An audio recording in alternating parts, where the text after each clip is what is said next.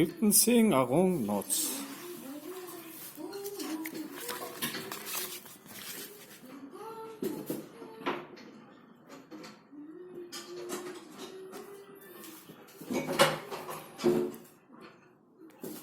Персийн нэгэн хотод төлөөний худалдаачин ядуу эр Али Баба үзэсгэлэн тэднэр Зайнабын хамт амьдардаг байжээ.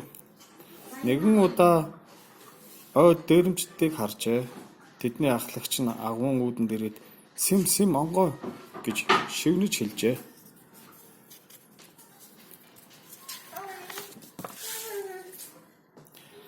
Агуун хаалга өөрөө онгойж дээрэмчиж олзоо нуугаад буцаж явцгаав.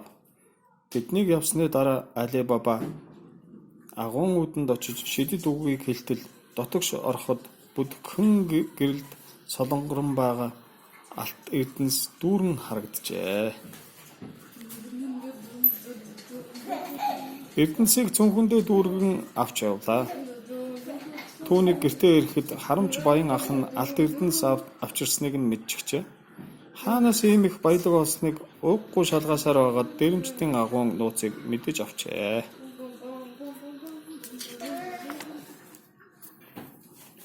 Харамч баян ах нь яаран уул руу явж агуу дээрээ дотогш ортол дээрэмчид түүнийг барьж авчээ. Айсандаа ах нь "Та нарын алтыг манай дүү авсан. Би та нарт гэрийн зааж өгье" гэж уйлан гуйжээ.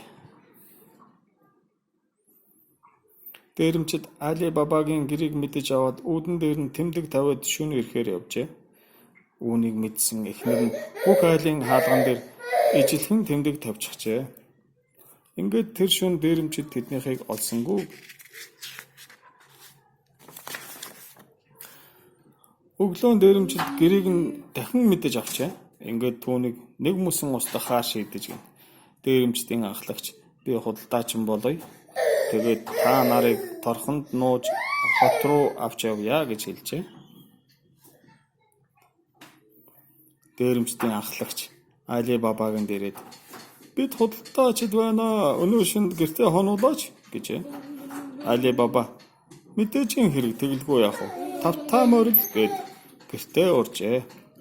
Ингээд дээрэмчид тэднийг тонохоор олжээ. Шөнө худалдаачдын авчирсан торхон дотроос хүмүүсийн ярилцах чимээг Зайнаб сонсчээ.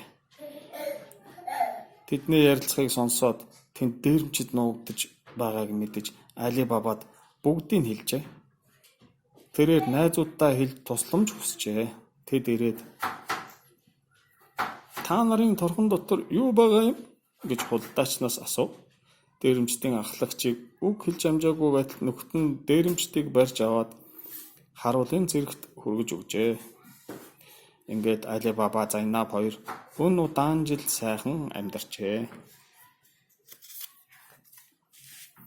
Ингээд дууслаа. Баяртай хүүхдүүд.